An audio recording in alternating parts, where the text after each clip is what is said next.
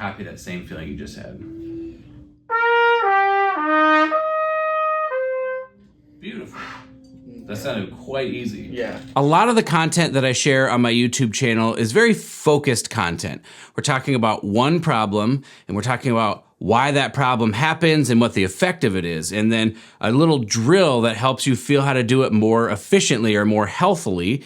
And then I share some fundamental exercises or things you can do to be able to work on this in your practice sessions and be able to overcome this problem for good. The problem with that is that when we're playing music, very rarely are we dealing with just one problem. We're often talking about different problems stacked on top of each other, and sometimes it's hard to know which problems to focus on or even how to extract the different problems. So what I want to do in this video is share a lesson that I had with a student at the University of North Alabama. This student is working on Petite Piece Concertante by Ballet, and we were working on a passage from the end. It's a technical passage, and all I asked in the beginning of the lesson was, what do you want to work on? And my student said, this part at the end is giving me trouble. And then I just asked the student to play. And that's where the video is gonna pick up. I'm gonna let the entire lesson play out. There will be a couple of times where I'll interject just to give a little bit of context to what we're talking about, but I'm gonna save the bulk of my thoughts for the end of the video. If you find this style of video interesting, let me know down below and I will record other lessons and do this same exact thing.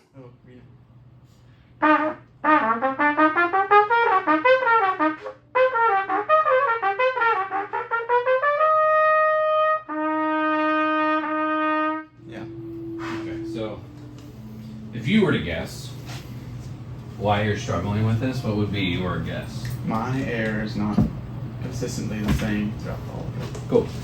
So, a really, really easy way to work on this is, we maybe even did it in a previous lesson. It's called the Magic 3. I learned it from, so we're just going to do that together. So let's just do...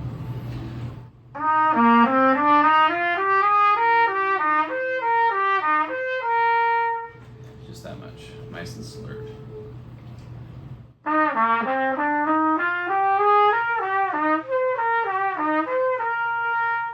Okay, can you get a tiny bit more? Remember we did like the sound out there or across there? Can you get a little bit more of that?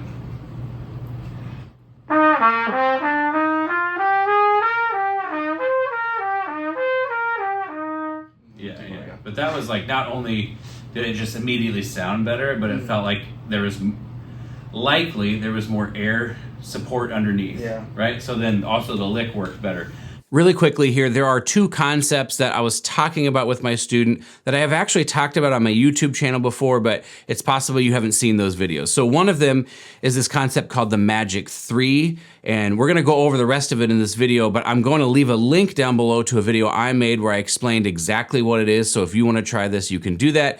And then when I keep saying play far away, that's another video that I made, and I'm gonna leave a link for that one down below as well. That just helps you be able to play with more air support and to be able to play with a more open, full, beautiful sound. So playing with that sound across there is first and foremost, like I just said, a way to get your sound to open up a little bit, but it also is like a good healthy trumpet playing type thing too. And so it's just a good thing to remind yourself a lot, because when you're playing in small rooms, like practice rooms and things like that, it can be easy to forget about projection because you're like staring at a stand right in front of your face. It's very easy to forget about it. Let's do that one more time just to drive those habits home, but that's good.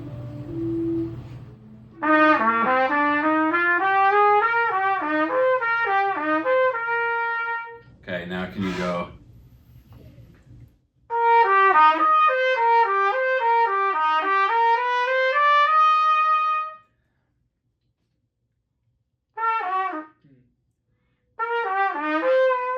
If you need to tongue that note, it's okay. So higher. There we go. There it is.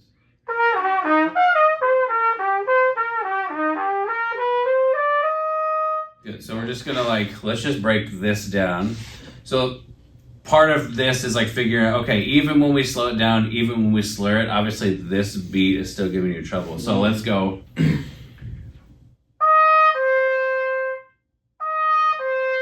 we'll build it from the end. So just the F to the D. Okay. Nice and supported. when you like start on that note, there's like tons of E's, right? And so what we have to do is figure out how do I play this right here so that it's somewhat related to that note. So it's not like da da da, and we have to reach way up there. Right. So can we go?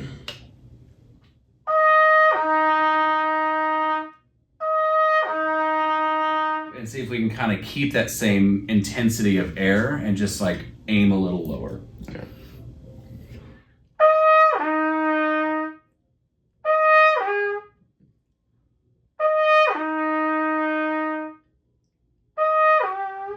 So aim a little lower. Yeah.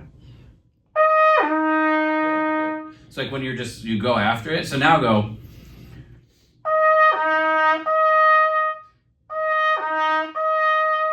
And see if you can just pop back up. You feel how easy that was? It can always be that easy if you approach that bottom note just like that. So it's not ba da da dee da da da dee da da da be da. It's da da da dee dee. So that's what we're gonna aim for now.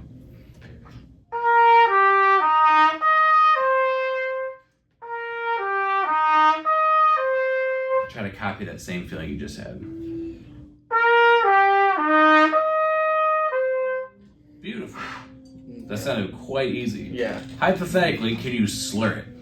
Okay. Like, do exactly the same thing, aim for the same everything, just see if you can take the tongue out and it'll still work. Okay. So, like you slightly hit that note, but that's significantly better, right? Mm-hmm. So you're learning what it feels like.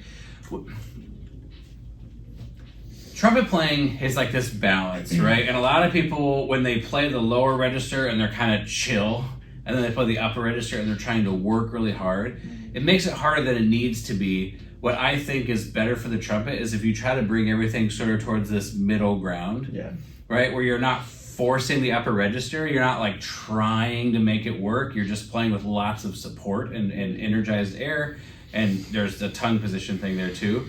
But then you see, how could I possibly get some of that focus and energy in the low register so it's not way over there, it's just a much closer thing, right? And you're like knocking on the door, you're doing it, it's just you're knocking on the door of also being able to understand how to do it more reliably, yeah? Right. So let's just go.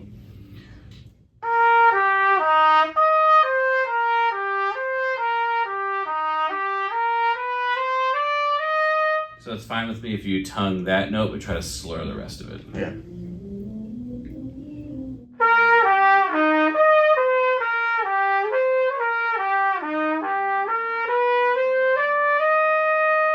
Awesome. Okay. Can you try doing it and not tonguing that note? Just see if you can slur the whole thing.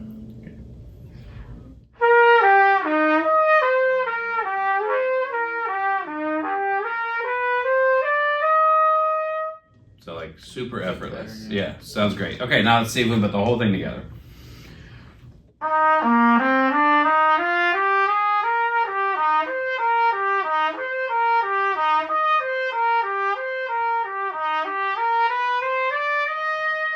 Slur all of it. Whole thing, if you can.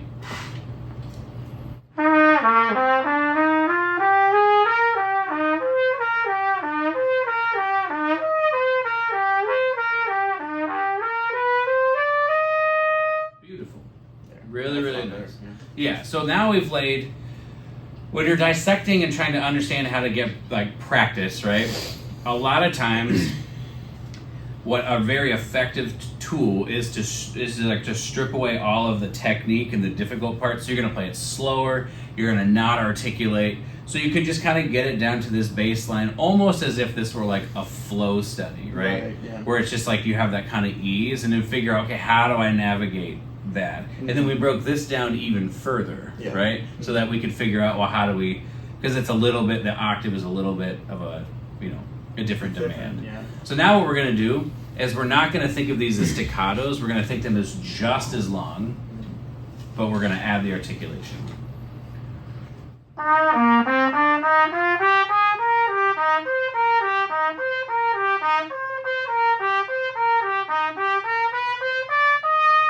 Except for try to play the F.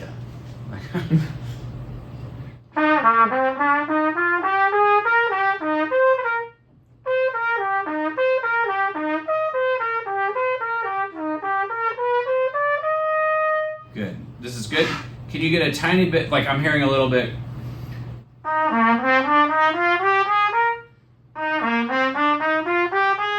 Do you hear the difference? Like one was kind of chewy almost. Yeah. Can you get a little bit more just nice and easy, ping and let the note go, and then sustain after it on the whole thing?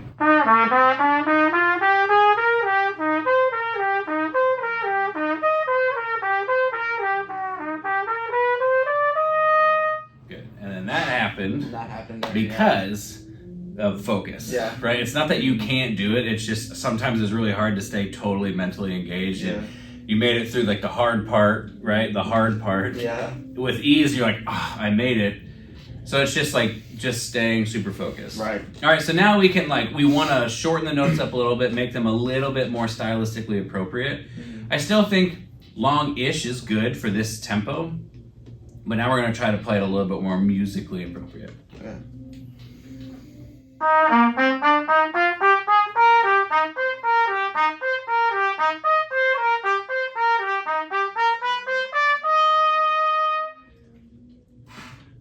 Out there.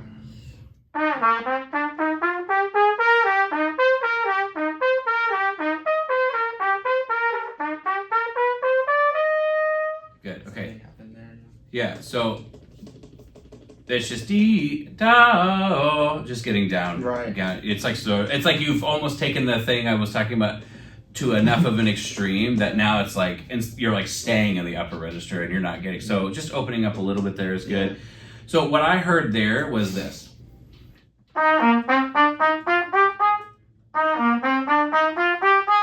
you hear the difference? It's very subtle, but part of the reason I think at a faster tempo you're having a hard time connecting your air is because when you start articulating in this style, you're like cutting off your air. Yeah. So that's the point of the Magic 3, is like when you played it like super legato, it was very connected. So I want you to play this again in the stylistically appropriate way, but in your head you're like thinking through, how do I want it to feel the same way, if that makes sense.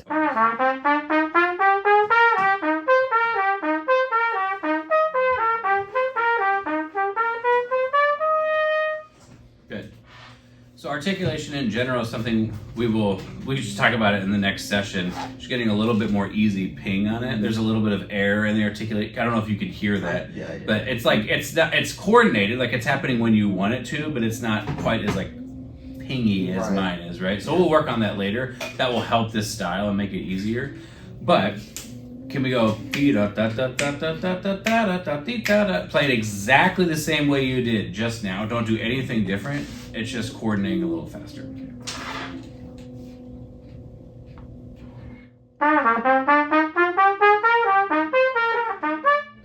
Sorry. Keep it connected.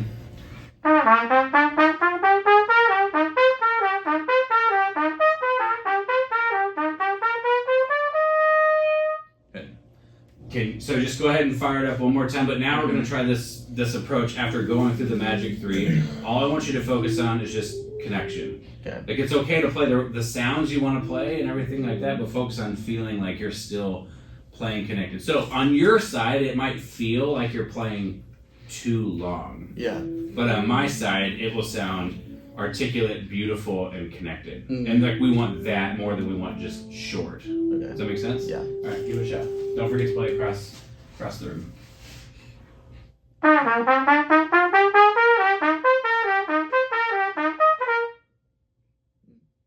time. Start from the beginning.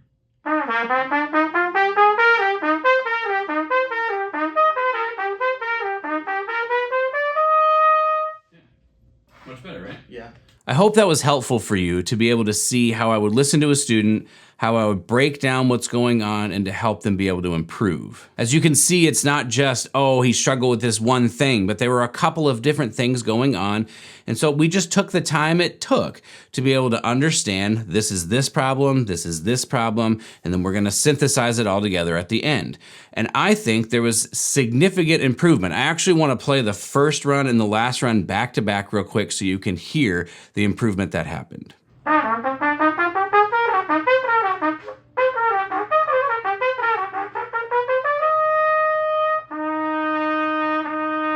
Yeah.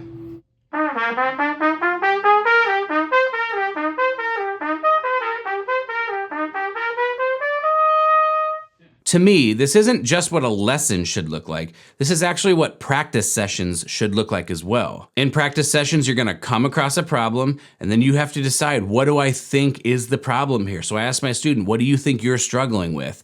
And then my student identified I needed to play with more air connection, which I agreed with in this case.